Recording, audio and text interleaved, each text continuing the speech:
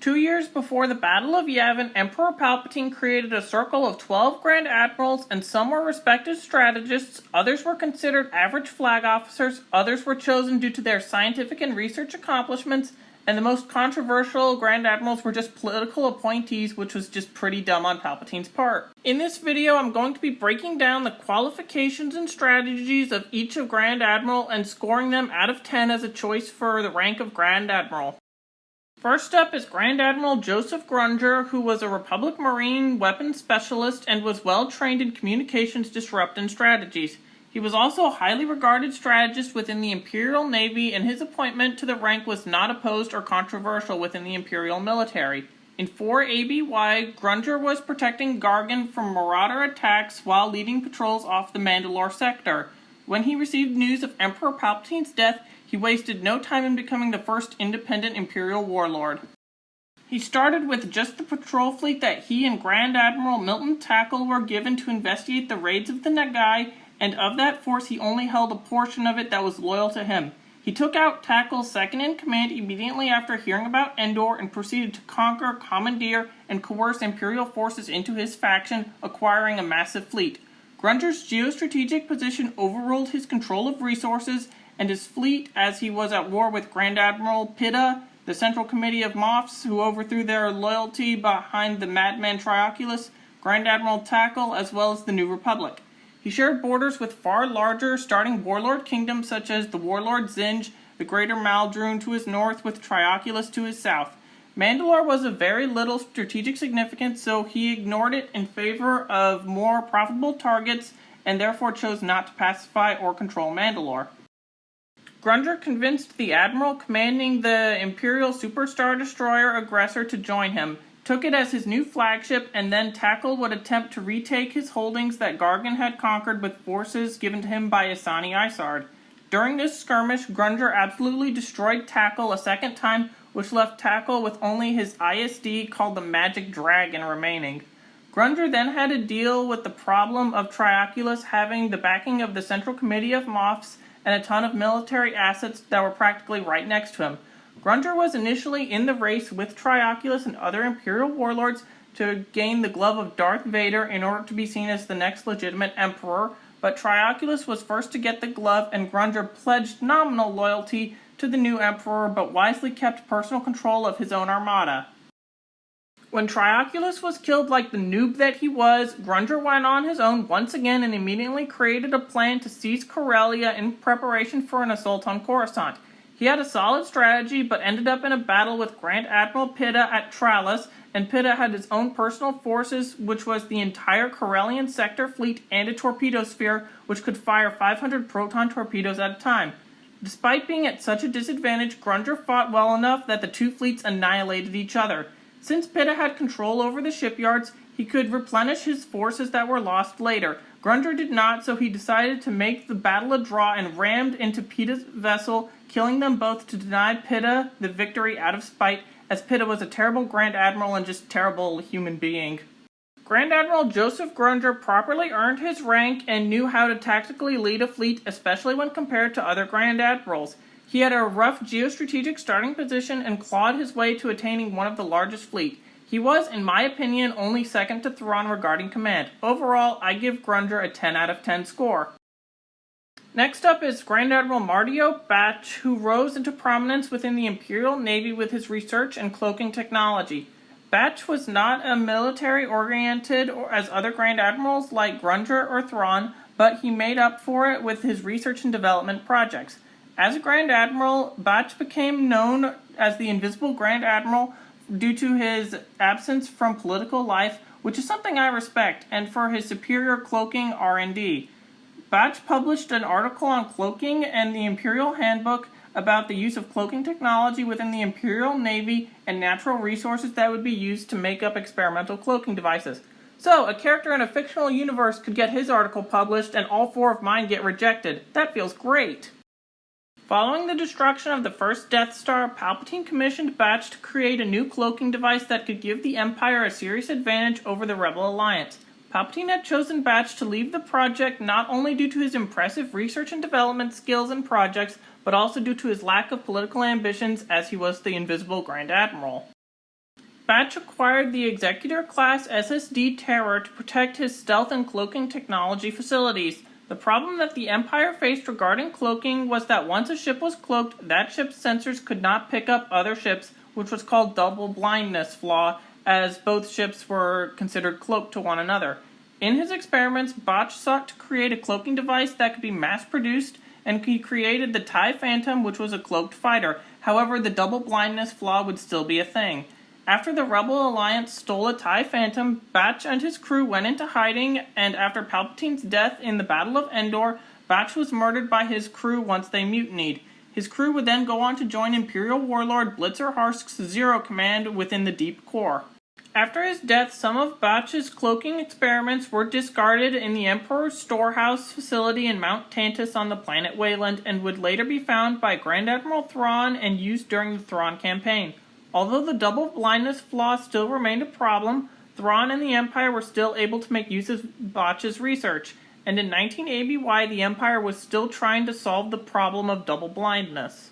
I respect Botch for his decision to stay out of politics and being named the Invisible Admiral, and for his research and development skills. However, I don't think that technological R&D skills should have been the sole reason for his appointment to the rank of Grand Admiral, although it was very impressive and he was definitely a lot better than some of the other Grand Admirals. But strategic and tactical skills should have been the most important factor despite his up-and-coming strategies for military research. Overall, I give Batch a 7 out of 10. Afshin Makati is our third Imperial Grand Admiral, and he came from the Imperial Navy but wasn't known for any particular military skill. Instead, Makati was well known for his political savvy. His time as a Grand Admiral was relatively unremarkable with the exception of his hatred of Darkside user Kadan, who scarred Makati's face after one of his officers made fun of Kadan's sparkly dress. Makati was present on the second Death Star during the Battle of Endor, but was able to escape the battle station before it could be destroyed by the Rebel Alliance and retreated from the ensuing chaos back to Coruscant. After he learned of Palpatine's death above Endor, Makati remained loyal to the Empire, continuing to defend his own territories while awaiting instructions from whoever succeeded the Emperor. Unlike most high-ranking Imperials in the post-Endor era, Afshin Makati decided to remain loyal to Isani Isard and what was left of the Galactic Empire. Instead, his priorities were primarily on getting revenge upon Kadan, who he would do so upon, but against an imposter pretending to be Kadan. But Makati believed it was the real Kadan that he had killed, and so there was some catharsis and satisfaction on Makati's part. After that, he would be slow to reconquer and exert control over the corporate sector, and the New Republic would launch the Makati campaign with the goal of taking down the high-ranking Grand Admiral, and he would soon meet his end in the corporate sector. Afshin Makati was a loyal Imperial, however he was by all means an average military officer, and with that Makati deserves a 5 out of 10. Ishanil Raz did not come from the Imperial Navy like most Grand Admirals and was only a propaganda guy for human culture and was fiercely devoted to Palpatine and the Empire's politics. He was appointed to the rank of Grand Admiral only for his political beliefs, had no military skills whatsoever, and he knew all of this. Due to his lack of any military skills and being rightfully perceived as a political loser by his fellow Grand Admirals, Ilraz committed mass atrocities and genocides on several different planets in the galaxy. He thought that committing war crimes would boost his reputation among the other Grand Admirals, but it just further alienated him among his peers. So, Ilraz just continued to be a political fanatic for Palpatine. Ishan Ilraz also kinda looks like Gaddafi, so that's just something I found funny. With the death of Palpatine at Endor, Ishan Ilraz fell into a deep depression and decided to kill himself and his entire crew by launching his Star Destroyer into a nova. Ilraz absolutely sucked and gets a 1 out of 10. Next up is Octavian Grant, who had been born into an aristocratic family on the planet of Tapani and decided to serve in the Tapani Home Defense Fleet before commissioning in the Republic Navy and fighting in the Clone Wars. He would prove himself to be a brilliant tactician at the end of the war, and once the Republic transitioned into the Empire in 19 BBY, he led an Imperial fleet pursuing the Trade Federation and defeating the holdouts in the battles of Farstein and then the Battle of the Outer Rim Hook Nebula. After his victories against Separatist holdouts, he was promoted to the rank of Grand Admiral in 2 BBY, and unlike other Grand Admirals, he was not well known outside of his home sector, which he remained extremely popular in. Grant would not engage in politics or socialize with other high-ranking Imperials. Instead, he just focused on his duties, which were delegated by Palpatine. Secretly, though, he wondered if, due to his noble birth, that he was above Palpatine. But most of all, he just kinda still hated the Separatists. After the death of Palpatine, Grant was unable to peel off his own territory in the post-Endor era, so he decided to hang with Moff Artemis Kane and chill out with him for a while as the New Republic fought many Imperial warlords and remnants. He witnessed all of the other Grand Admirals fall as Thrawn remained in the unknown regions, and the New Republic wanted to kill or capture Grant, so he decided instead to defect to the New Republic and give out Imperial military information. During Operation Shadowhand and the reign of the Dark Empire in 10 ABY, Grant lured Artis Kane into the Battle of Palahi, where he was killed by the New Republic E-Wings. Grant would retire and remain immensely popular in the Tapani sector despite his defection to the New Republic and past Imperial service, as well as kind of betraying Artis Kane, who kind of let him chill for a while. Tapani just kind of really liked Grant regardless of whatever side he was on. Grant was a solid naval officer within the Republic against the Trade Federation and with experience from the Clone Wars and early Galactic Civil War. I think he properly earned the title of Grand Admiral within the Empire, although he still had many drawbacks, such as lack of political loyalty and not really making any friends, especially when compared to others. He was well suited for the rank above many other Grand Admirals who were just political appointees, and he was a good siege commander and managed to remain one of the last Grand Admirals. So I give him an 8 out of 10 despite his lack of supreme military strategy compared to like Thrawn. Grand Admiral Niall Declan participated in the Clone Wars fighting for the Galactic Republic. He served aboard a Republic assault ship during the conflict and went on to serve in the Imperial Navy following the declaration of the New Order. He enlisted in the Imperial Navy as a TIE fighter pilot, but Declan's uncanny skills garnered the attention of Palpatine's agents. They approached Declan and suggested that he not let his aptitude with the Force go to waste purely because the Jedi Order was now extinct. Declan would be trained on the planet Droman Kos and was able to use the Force to kill a rebel. He would be promoted to the rank of Grand Admiral in 2 BBY just like all the rest, but was trained in battle meditation to coordinate naval forces with the Force. In 1 ABY, when the Rebel Alliance 4th Battle Group was going to attack Kessel, Declan foiled their operation by requisitioning highly skilled pilots and made the battle a draw. He then won the next Battle of Kessel and the Empire remained in control of the planet. He would be killed aboard the second Death Star in the Battle of Endor when he sensed that Palpatine's death had occurred and he went to the throne room and was blown up. Niall Declan was an experienced Republican Imperial naval officer, and with his Force abilities he was a capable Grand Admiral. Although he was not as skilled as many other Grand Admirals, if he had received more training with the Force and in naval doctrines, he could have been considered one of the greatest tacticians that the Empire had. With that, Declan gets a solid 7 out of 10.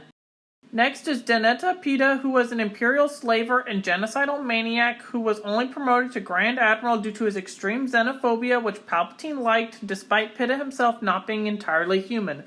Post-Endor, Pita became the ruler of a puppet government in Corellia and took control of the torpedo sphere, which could more than make up for numerical inferiorities in battle. Pita himself had only become ruler of Corellia and the puppet government due to bribing the actual ruler from all of the wealth that he had acquired through his genocides. Pita had not really been well liked by most of the other Grand Admirals with the exception of Ishanil Raz, and after Endor, Pita started with a very large personal fleet and almost immediately was in control of one of the galaxy's most powerful shipyards and sectors with a planetary shield. But this guy sucked at all military tactics, and he still managed to mess up a battle against Joseph Grunger when he had a fleet and a superior torpedo sphere up against Grunger's larger and battle-hardened yet outmatched force. Pita would be killed by Grunger as well as see his entire force be annihilated. Yeah, Pita's getting a 1 out of 10. Milton Tackle had been born on the planet Gargan and was a heavy spice addict, but he was a pretty skilled tactician within the Imperial Navy, and his appointment to the rank of Grand Admiral was not seen as controversial. He would also take part in the hunt for fellow Grand Admiral Zarin, who had attempted a coup against Palpatine. During this campaign, Tackle worked with Darth Vader and Thrawn to defeat his former peer. On the planet of Mandalore, which he had control over, Tackle's Imperial forces were defeated and driven off the planet's surface by the Mandalorians. Gargan also saw marauder attacks, and Tackle's forces remained with Grungers as he went on to the Battle of Endor, where he got high on spice, and this high led him to leave the battle before he could be killed. Tackle was given a large force to defeat Grand Admiral Grunger at the Battle of Gargan by Isani Isard, but he had been completely devastated in the battle. Due to Tackle's massive loss to Grunger over the conquered territory which Isard had promised Tackle, Isani Isard confiscated the Grand Admiral's flagship, the ISD Magic Dragon, in a rage over his failure. After this humiliation, Tackle fled to the mutant slave lord Trioculus and the Central Committee of Grand Moffs. There he would consistently want the idiots to go after Grunger, and his death came when he was high again and insulted Trioculus's rule, where he was killed by Grand Moff Hissa. Tackle had strategic and tactical skill, and he was part of the hunt for Zarin, showing not only his skill but also the level of trust that the Empire had in him, as Zarin was staging a coup and Palps wanted to keep it on the need-to-know basis. Although his spice addiction did benefit him, it throws up massive red flags for me, considering not only his rank but also his security clearance level and the fact that thousands of lives were in his hands while he was high. Also, Tackle had lost the battle against Grunger and Gargan and was absolutely devastated. Due to those reasons, Tackle is a solid 7 out of 10, as he did have skills and was good in the hunt for Zarin, but, he did have lots of problems.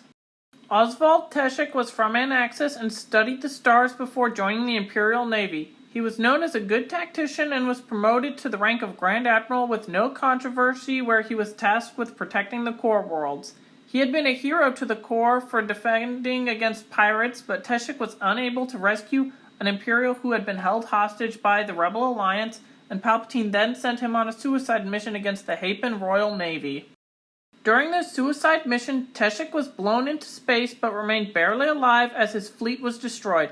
While unconscious, Teschik saw visions of beings of light and dark, as well as an entire galactic history of conflict, with Jedi, Sith, Republic, Separatist, Empire, Rebellion, and the future Yuzhang Vong War, Second Galactic Civil War, and more, which gave him the perception that all sides did not matter and that the galaxy would always be consumed in a cycle of war and conflict. However, Teschik would be saved by the Empire and have most of his body replaced by cybernetics due to his wounds at the battle. After becoming a cyborg, Teschik was discriminated against by Grand Admirals Pitta and Ilraz for not being completely human anymore. He therefore became pretty emotionless and purely devoted himself to the Navy. During the Battle of Endor, Teschik became stuck beneath a pillar as Imperials ran past him to escape the second Death Star. His life was saved by a construction worker, which renewed his faith in humanity, and he was able to escape to his flagship, where he led the remains of the Imperial Navy against the Rebel Alliance as many Imperials fled. He was captured by the New Republic and executed for crimes against the galaxy that he did not commit.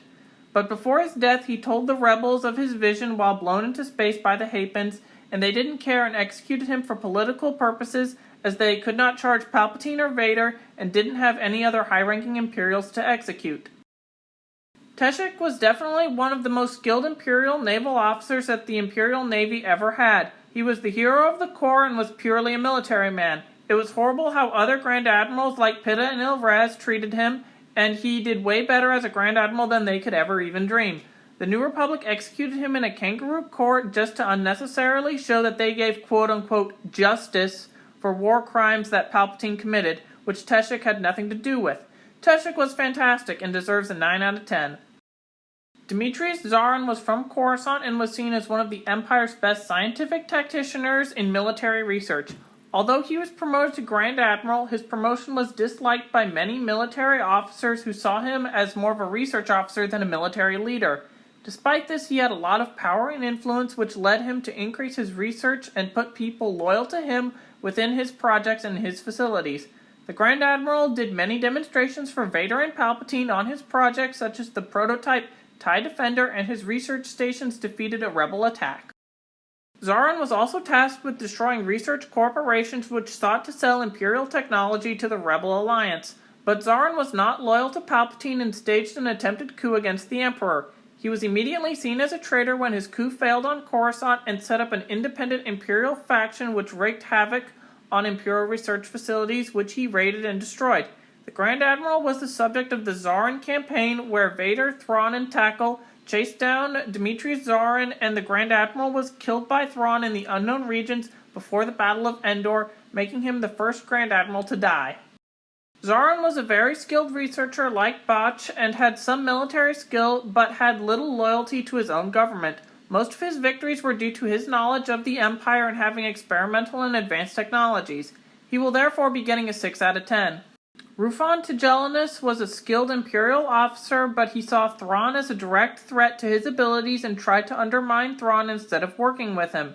He was also promoted to the rank of Grand Admiral in 2 BBY and fought against pirates. Tigellinus would focus on expanding his own political influence and continue to try to discredit Thrawn within the Empire's social and political circles. His ambition and connections got him to become a Grand Moff at the same time as being a Grand Admiral. After the Battle of Endor, Tigellinus held on to his own territories and resented the rule of Isani Isard as he allied with the Central Committee of Grand Moffs and Trioculus. Once he was a Grand Moff, Tigellinus found that he could not make allies as most of the other Grand Moffs were rivals with one another. When he allied with the Central Committee and Trioculus, many thought that he would be given a high position, but Grand Moff Hissa, who had become his enemy prior to his joining of the Central Committee, appointed him to a menial position where Tigellinus thought that everything and everyone around him was beneath him, and Tigellinus would meet his death as he was framed as a traitor to the Central Committee.